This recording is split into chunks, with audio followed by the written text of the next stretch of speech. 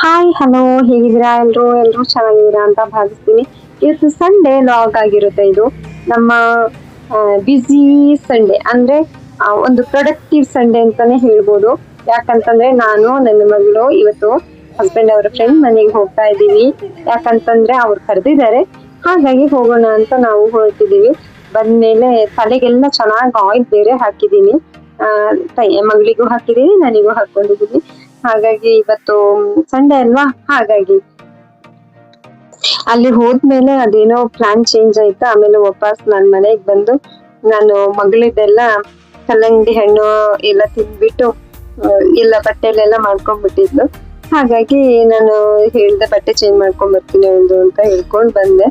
ಆಮೇಲೆ ನಾವು ಹೊರಟೆ ರೆಡಿಯಾಗಿ ಬಂದ್ವಿ, ಮತ್ತೆ ವಾಪಸ್ ಅವ್ರ ಮನೆಗೆ ಬಂದ್ವಿ. ಆಮೇಲೆ ಎಲ್ರು ಮ್ಯಾಕ್ಸಿಗೆ ಹೋಗೋಣ ಅಂತ ಪ್ಲಾನ್ ಆಯ್ತು. ಮಕ್ಳಿಬ್ರು ರೆಡಿ ಆಗಿದ್ದಾರೆ ಹೊರಗಡೆ ಸುತ್ತಾಡಕ್ಕೆ. ನಾವುಗಳು ಹಂಗೇನೆ ಸುತ್ತಾಡ್ಕೊಂಡ್ ಬರೋಣ ಅಂತ ಅಂದ್ಬಿಟ್ಟು. ಮಕ್ಳಿದ್ದಾಗ ಒಂಥರ ಭಯ ಅನ್ಸುತ್ತೆ. ಎಲ್ಲಾ ಒಂದ್ ಕಡೆ ಹೋಗ್ಬೇಕು ಅಂತಂದ್ರೆ, ಎಲ್ಲಾದ್ರೂ ಪ್ಲಾನ್ ಮಾಡ್ಬೇಕು ಅಂತಂದ್ರೆ ಒಂಥರ ಭಯ. ಯಾಕಂತಂದ್ರೆ ಮಕ್ಳು ಕೇಳ್ತಾರೋ, ಜನಜಂಗ್ಲಿಯಲ್ಲಿ ಕೇಳ್ತಾರೋ ಇಲ್ವೋ ಅಂತ ಅನ್ನೋದು ಎಲ್ಲಾ ತಾಯಂದಿರಿಗೆ ಇದೊಂದು ಇದ್ದೇ ಇರುತ್ತೆ ಅನ್ಸುತ್ತೆ. ಅಂತೂ ನಾವು ಮ್ಯಾಕ್ಸಿಗೆ ಹೋಗ್ತಾ ಇದೀವಿ, ಯಾಕಂದ್ರೆ ಒಂದ್ ಸ್ವಲ್ಪ ಶಾಪಿಂಗ್ ಇದೆ ಅಂತ ಹೇಳಿ. ಡೆಲಿವರಿ ಆದ ನಂತರ ನಮ್ಮ ವಯಸ್ಸಿನ ಮಕ್ಳೇ ಇನ್ನೊಬ್ರಿಗೆ ಇತ್ತು ಅಂತಂದ್ರೆ ನಮ್ದು ಟಾಪಿಕ್ ಏನಿದ್ರು ಮಕ್ಳ ಬಗ್ಗೆನೇ ಆಗಿರುತ್ತೆ. ಇದು ನಿಮಗೆ ಎಕ್ಸ್ಪೀರಿಯನ್ಸ್ ಆಗಿರುತ್ತಲ್ವಾ? ಎಕ್ಸ್ಪೀರಿಯನ್ಸ್ ಆಗಿದ್ರೆ ಇದು ಕಮೆಂಟ್ ಮಾಡಿ ಆಯ್ತಾ, ಹೌದು ಅಂತ. ಆಮೇಲೆ ನಾವಿಬ್ರು ಹಾಗೆ ನಮಗಿಬ್ರಿಗೆ ಪಾರ್ಟ್ನರ್, ನಾವಿಬ್ರು ಮಾತಾಡ್ಕೊಂತ ಇದ್ವಿ. ಹಾಗೆ ನಮ್ಮ ಮಕ್ಳು ಅವ್ರ ಪಾಡಿಗೆ ಅವರು ಮಾತಾಡ್ಕೊಂತಾರೆ, ಅವ್ರಿಗೆ ಆಟ ಆಡಕ್ಕೆ ಎಲ್ಲ ಜೋಡಿ ಆಯ್ತು ಅಂತ ಹೇಳಿ. ಆಮೇಲೆ ಸಂಡೇ ಬಂತು ಅಂತಂದ್ರೆ ನಮಗೊಂಥರ ಖುಷಿ ಅಲ್ವಾ? ಮನೆ ಕ್ಲೀನ್ ಮಾಡೋದು ಒಬ್ಬರಿಗೆ ಆದ್ರೆ, ಇನ್ನು ಕೆಲವರಿಗೆ ನಮಗೆಲ್ಲ ಹೊರಗಡೆ ಹೋಗುವ, ಏನಾದ್ರೂ ಶಾಪಿಂಗ್ ಮಾಡೋಣ, ಅಥವಾ ಹೊರಗಡೆ ಒಂದ್ ಸ್ವಲ್ಪ ಸುತ್ತಾಡಕ್ಕಾದ್ರೂ ಹೋಗೋಣ ಅಂತ ಅನ್ಸುತ್ತೆ. ಹಸ್ಬೆಂಡ್ ಇರ್ತಿದ್ರೆ ಹಸ್ಬೆಂಡ್ ಬರ್ತಾ ಇದ್ರು, ಅವ್ರಿಗೆ ಸ್ವಲ್ಪ ಕೆಲ್ಸ ಇದೆ ಅಂತ ಹೇಳಿದ್ರು, ಹಾಗಾಗಿ ಅವ್ರು ಬಂದಿಲ್ಲ. ನಾವೆಲ್ಲ ಹೋಗ್ತಾ ಇದೀವಿ. ಈ ವಿಡಿಯೋನ ಎಂಡ್ ತನಕನೂ ನೋಡಿ, ತುಂಬಾ ಖುಷಿ ಅನ್ಸುತ್ತೆ ನೋಡಿದ್ರೆ. ಮೈಂಡ್ ರಿಲ್ಯಾಕ್ಸ್ ಅನ್ಸುತ್ತೆ. ಹಾಗೆ ನೀವು ಇಷ್ಟಪಡ್ತೀರಾ ಇದನ್ನ, ಖಂಡಿತವಾಗ್ಲೂ ಎಂಡ್ ತನಕ ನೋಡಿ. ಎಲ್ರ ಜೊತೆಗೆ ಹೋಗುದು ಅಂತಂದ್ರೆ ಒಂಥರ ಖುಷಿ. ಯಾಕಂತಂದ್ರೆ ಎಲ್ಲಾರು ಒಟ್ಟಿಗೆ ಸಿಗೋದೇ ಅಪರೂಪ ಅಲ್ವಾ? ಹಾಗೆ ಎಲ್ಲಾರು ಜೊತೆಗೆ ಹೋಗೋದು, ಎಲ್ಲಗಾದ್ರೂ ಹೋಗೋದು, ಅಥವಾ ಒಂದು ಹೋಟ್ಲಲ್ಲಿ ಊಟ ಮಾಡೋದು, ತುಂಬಾ ಜನ ನಾವು ಗೊತ್ತಿರೋರೆ ಮಾತಾಡ್ಕೊಂಡು, ಅದೆಲ್ಲ ಒಂಥರ ಖುಷಿ ಕೊಡುತ್ತೆ. ಹಾಗೆ ನಮ್ಮ ಮಕ್ಳಿಗೂ ಅದು ಖುಷಿ ಕೊಡುತ್ತೆ ಅಂತ ಹೇಳಿ ನಾವು ನನ್ ಪ್ಲಾನ್ ಇರ್ಲಿಲ್ಲ ಆಕ್ಚುಲಿ ಹೋಗ್ಬೇಕು ಅಂತ. ಆಮೇಲೆ ಏನ್ ಅನ್ನಿಸ್ತು ಅಂತಂದ್ರೆ ಮಗಳಿಗೋಸ್ಕರ ಆದ್ರೂ ಹೋಗ್ಬೇಕು ಅಂತ ಅನ್ನಿಸ್ತು. ಫೈನಲಿ ರೀಚ್ ಆದ್ವಿ ಮ್ಯಾಕ್ಸಿಗೆ. ಇಲ್ಲಿ ಬಿನುತಾ ಎಲ್ಲಾನು ನೋಡ್ತಾ ಇದ್ರು, ಹಾಗೆ ಅವ್ರಿಗೆ ಯಾವ್ದ್ಯಾವ್ದು ಬಟ್ಟೆ ಇಷ್ಟ ಆಗುತ್ತೆ ಅಂತ ಎಲ್ಲ ನೋಡ್ತಾ ಇದ್ರು. ನಾನು ಸುಮ್ನೆ ಹಾಗೇನು ನಂದೇನು ಪ್ಲಾನ್ ಇರ್ಲಿಲ್ಲಲ್ಲ ತಗೊಳ್ಳೋದೇನು ಅಂತ, ಹಾಗಾಗಿ ನಾನೇನು ಅಷ್ಟು ನೋಡ್ಕೊಳಕ್ ಹೋಗ್ಲಿಲ್ಲ. ಹಾಗೆ ನಾನು ವಿಡಿಯೋ ತಗೊಂತಾ ಇದ್ದೆ. ನಾನು ಬೇರೆ ಯಾವ್ದಾದ್ರು ಟಾಪ್ಸ್ ಗಳಿದ್ದಾವ ನೋಡಿ, ಆಫರ್ ಅಲ್ಲಿ ಏನಾದ್ರು ಇದ್ರೆ ತಗೊಳ್ಳೋಣ ಅಂತ ಅನ್ಕೊಂಡಿದ್ದೆ. ಬಟ್ ನಂಗೆ ಅಂತ ಆಫರ್ ಏನು ಇತ್ತು ಅಂತ ಅನ್ಸ್ಲಿಲ್ಲ, ಹಾಗಾಗಿ ನಾನೇನು ತಗೊಂಡಿಲ್ಲ.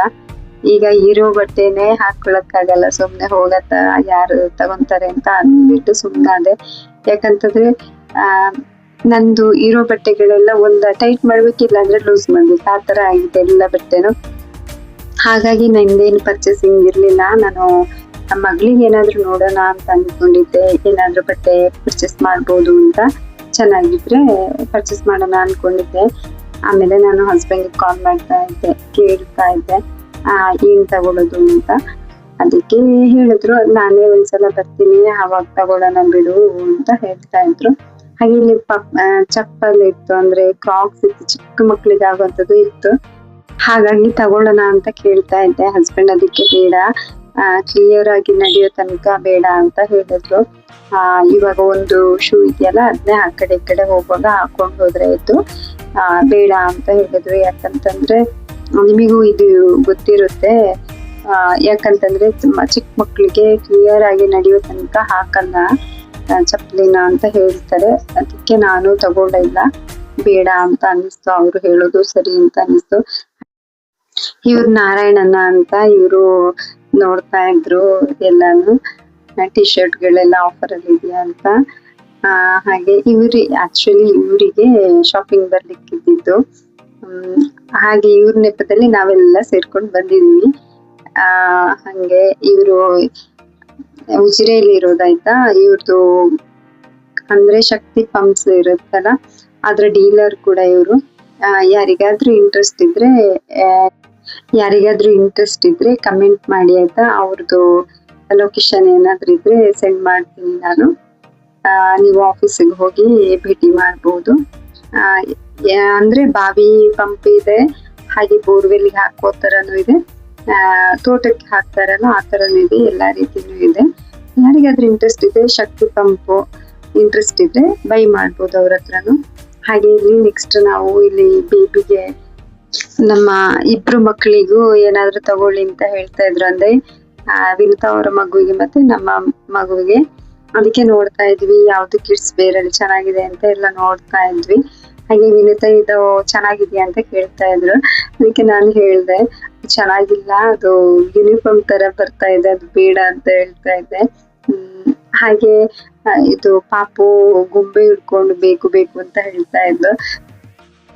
ಫೈನಲಿ ಶಾಪಿಂಗ್ ಎಲ್ಲ ಮುಗಿಸ್ಕೊಂಡು ಹಾಗೆ ಸ್ಮೋರಿಗೆ ಹೋಗೋಣ ಅಂತ ಹೇಳ್ತಾ ಇದ್ವಿ. ಸ್ಮೋರಿಗೆ ಹೋದ್ವಿ ಹೊರಟು. ಹೊಟ್ಟೆಗೆ ಏನಾದ್ರು ಹಸ್ತಿತ್ತಲ್ಲ, ಹೊಟ್ಟೆಗೆ ಏನಾದ್ರು ಹಾಕ್ಬೇಕು ಅಂತ ಅನ್ಸುತ್ತೆ ಅಲ್ವಾ, ಅದಕ್ಕೆ ಹೊಟ್ಟೆ ಹೇಳ್ತಾ ಇತ್ತು ನಮ್ದೆಲ್ಲ. ಅದು ಹೊಟ್ಟೆ ಹಸಿತಿರ್ತೀವಿ ನಾವು, ನಮಗೇನಾದ್ರು ಹೊಟ್ಟೆಗೆ ಹಾಕ್ರಪ್ಪ ಅಂತ. ಅದಕ್ಕೆ ನಾವೆಲ್ಲ ಊಟ ಮಾಡ್ಕೊಂಡ್ ಬರೋಣ ಅಥವಾ ಏನಾದ್ರೂ ತಿನ್ಕೊಂಡ್ ಬರೋಣ ಅಂತ ಹೋಗ್ತಾ ಇದ್ವಿ. ಫೈನಲಿ ಒಂದು ಹ್ಯಾಪಿ ಸಂಡೇ, ತುಂಬಾ ಚಿಟ್ ಚಾಟ್ ಮಾಡಿದ್ವಿ, ಖುಷಿ ಆಗಿತ್ತು. ಎಲ್ಲಾನು ಒಂಥರ ಚೆನ್ನಾಗಿತ್ತು, ತುಂಬಾ ಹ್ಯಾಪಿ ಆಗಿತ್ತು ಅಂತಾನೆ ಹೇಳ್ಬೋದು. ಒಂಥರ ಖುಷಿ. ನಾನು ಸಂಡೇ ಅನ್ಕೊಂಡಿದ್ದೆ, ಆಗ್ಲಿಲ್ಲ. ಇನ್ನು ಜೀವನದಲ್ಲಿ ನಾವು ಅನ್ಕೊಂಡಿದ್ದೆಲ್ಲ ಆಗ್ಬೇಕು ಅಂತಂದ್ರೆ ಆಗುತ್ತಾ? ಯಾಕಂತಂದ್ರೆ ನಾನು ಇವತ್ತು ಸಂಡೇ ಅಲ್ವಾ, ಆರಾಮಾಗಿ ರೆಸ್ಟ್ ಮಾಡ್ಬೇಕು ಮನೆಯಲ್ಲಿ. ಚೆನ್ನಾಗಿ ಆಯಿಲ್ ಎಲ್ಲ ಹಾಕಿದ್ದೀನಿ. ಅಂದ್ರೆ ಇರುತ್ತಲ್ಲ ಹುಡುಗಿರಿಗೆ ಚಂದ ಇವತ್ತೆಲ್ಲ ಆಯಿಲ್ ಎಲ್ಲ ಹಾಕಿದ್ದೀನಿ. ಚೆನ್ನಾಗಿ ತಲೆ ಸ್ನಾನ ಬಿಸಿ ಬಿಸಿಯಾಗಿ ಮಾಡ್ಕೋಬೇಕು, ಆರಾಮಾಗಿ ಮುದ್ದೆ ಮಾಡ್ಬೇಕು ಅಂತ ಅನ್ಕೊಂಡಿದ್ದೆ. ಬಟ್ ಯಾವ್ದು ಆಗ್ಲಿಲ್ಲ ಇವತ್ತು. ಅದಕ್ಕೆ ಹೇಳುದು, ಒಂದ್ ಸಂಡೇನೆ ಪ್ಲಾನ್ ಮಾಡ್ದಂಗೆ ಆಗಿಲ್ಲ ಅಂದ್ಮೇಲೆ ಜೀವನದಲ್ಲಿ ನಾವೆಲ್ಲ ಪ್ಲಾನ್ ಮಾಡಿದ್ದೆಲ್ಲ ಸಕ್ಸಸ್ ಆಗುತ್ತಾ? ಸಾಧ್ಯನೇ ಇಲ್ಲ ಅಲ್ವಾ? ಹಾಗೆ ಇದು ಕೆಲವೊಂದಷ್ಟು ಫೇಲ್ಯೂರ್ಸ್ ಆಗ್ತವೆ, ಕೆಲವೊಂದಷ್ಟು ಸಕ್ಸಸ್ ಆಗ್ತವೆ. ಹಾಗೆ ಒಂದ್ ಸಂಡೇನೆ ನಾವು ಪ್ಲಾನ್ ಮಾಡ್ದಂಗಿಲ್ಲ ಅಂತಂದ್ರೆ ಜೀವನ ಆಗುತ್ತಾ? ಇಲ್ವಲ್ಲ. ಅಷ್ಟೇ, ಬಂದಂಗೆ ಜೀವನನ ತಗೊಂಡು ಹೋಗ್ತಾ ಇರ್ಬೇಕು ಅಷ್ಟೇ. ಏನಾಗುತ್ತೋ ಬಿಡುತ್ತೆ, ನಮ್ ಪ್ರಯತ್ನನ ನಾವು ಮಾಡ್ತಾ ಇರ್ಬೇಕು ಅಂತ ಹೇಳ್ತೀನಿ. ಇಷ್ಟ ಆಯ್ತಾ ಇವತ್ತಿನ ಬ್ಲಾಗ್? ನಾವು ಮತ್ತೆ ಏನ್ ಆರ್ಡರ್ ಮಾಡೋಣ ಅಂತ ಎಲ್ಲ ಪ್ಲಾನ್ ಮಾಡ್ತಾ ಇದೀವಿ. ಏನ್ ಆರ್ಡರ್ ಮಾಡ್ಬೋದು ಅಂತ, ಯಾಕಂತಂದ್ರೆ ನಮಗೆ ಎಲ್ಲಾರು ಡಿಸ್ಕಸ್ ಮಾಡ್ಕೊಂಡು ಲಾಸ್ಟ್ ಫೈನಲ್ ಆಗಿ ಒಂದು ಹೇಳಿದ್ವಿ, ಕಾಕ್ಟೈಲ್ ಆರ್ಡರ್ ಮಾಡೋಣ ಅಂತ ಹೇಳಿ ಕಾಕ್ಟೈಲ್ ಆರ್ಡರ್ ಮಾಡಿದ್ವಿ. ಅದಾದ್ಮೇಲೆ ನಾವು ಮಕ್ಕಳ ಜೊತೆ ಬಂದಾಗ ಅಂತೂ ಮಕ್ಕಳನ್ನು ನೋಡ್ಕೊಳ್ಳೋದೇ ಒಂದು ಕೆಲಸ ಆಗಿರುತ್ತೆ ನಮಗೆ. ಸೆಲ್ಫಿ ಬಿಡಿ, ನಾವು ಸೆಲ್ಫಿನೂ ತೆಗಿಯೋಕ್ಕಾಗಲ್ಲ, ಏನು ತೆಗಿಯೋಕ್ಕಾಗಲ್ಲ, ಹಂಗಾಗುತ್ತೆ ನಮ್ದು ಕತೆ. ಸೊ ಮತ್ತೆ ಹಾಗಾಯ್ತು ನಮ್ಮ ಇವತ್ತಿನ ಸಂಡೆ. ಆಮೇಲೆ ಇಲ್ಲಿ ಆರ್ಡರ್ ಮಾಡೋಣ ಅಂತ ಹೇಳ್ಕೊಂಡು ಆರ್ಡರ್ ಮಾಡ್ತಾ ಇದ್ದೀವಿ, ಎಲ್ಲ ಡಿಸ್ಕಷನ್ ಮಾಡಿ. ಆಮೇಲೆ ಇಲ್ಲಿ ಕಾಕ್ಟೈಲ್ ಆರ್ಡರ್ ಮಾಡಿದ್ವಿ. ಆಮೇಲೆ ಮಕ್ಕಳಿಗೋಸ್ಕರ ಫ್ರೂಟ್ ಬೌಲ್ ಆರ್ಡರ್ ಮಾಡಿದ್ವಿ. ಮತ್ತೆ ಆಮೇಲೆ ಇಲ್ಲಿ ಬ್ರೌನೀಸ್, ಕೇಕ್, ಚಾಕ್ಲೇಟ್ಸ್ ಎಲ್ಲ ಆರ್ಡರ್ ಮಾಡಿದ್ವಿ. ಕುಕ್ಕೀಸ್ ಆರ್ಡರ್ ಮಾಡಿದ್ವಿ. ಆಮೇಲೆ ಫ್ರೆಂಚ್ ಫ್ರೈಸ್ ಆರ್ಡರ್ ಮಾಡಿದ್ವಿ. ಆಮೇಲೆ ಇಲ್ಲಿ ಪಾಸ್ತಾ ಆರ್ಡರ್ ಮಾಡಿದ್ವಿ, ಪಿಜ್ಜಾ ಆರ್ಡರ್ ಮಾಡಿದ್ವಿ. ಅಂತೂ ನಾವೆಲ್ಲ ಚೆನ್ನಾಗಿ ತಿಂದು ಹ್ಯಾಪಿಯಾಗಿ ಸಂಡೇನ ಖುಷಿ ಖುಷಿಯಾಗಿ ಕಳೆದ್ವಿ. ಒಂಥರ ಹ್ಯಾಪಿ ಆಗಿತ್ತು ಸಂಡೇ. ಇವತ್ತಿನ ಸಂಡೇ ಅಂತೂ ಖುಷಿ ಮಸ್ತಿ ಎಲ್ಲಾನು ಇತ್ತು. ಹಾಗೆ ಒಂದು ವಿಡಿಯೋ ಮಾಡ್ಕೊಂತಾ ಇದೀವಿ. ಏನು ಚಾಕ್ಲೇಟ್ಸ್, ಡಾರ್ಕ್ ಚಾಕ್ಲೇಟ್, ಹಾಗೆ ಬೇರೆ ಬೇರೆ ಟೈಪ್ಸ್ ಆಫ್ ಚಾಕ್ಲೇಟ್ಸ್, ಹಾಗೆ ಆಮೇಲೆ ಕುಕ್ಕೀಸ್, ಕೇಕ್ ಎಲ್ಲಾನು ಸಿಗುತ್ತೆ ಇಲ್ಲಿ. ಚೆನ್ನಾಗಿರುತ್ತೆ ಮಾತ್ರ. ನಾವಂತೂ ಸಖತ್ತಾಗಿ ಎಂಜಾಯ್ ಮಾಡಿದ್ವಿ ಅಂತಾನೆ ಹೇಳ್ಬೋದು. ಇದಕ್ಕಿಂತ ಮೊದಲು ನಾವು 2-3 ಸಲ ಬಂದಿದ್ದೀವಿ. ಬಟ್ ಟೈಮ್ ಇದ್ದಾಗ ಬರ್ತೀವಿ ಅಷ್ಟೇ.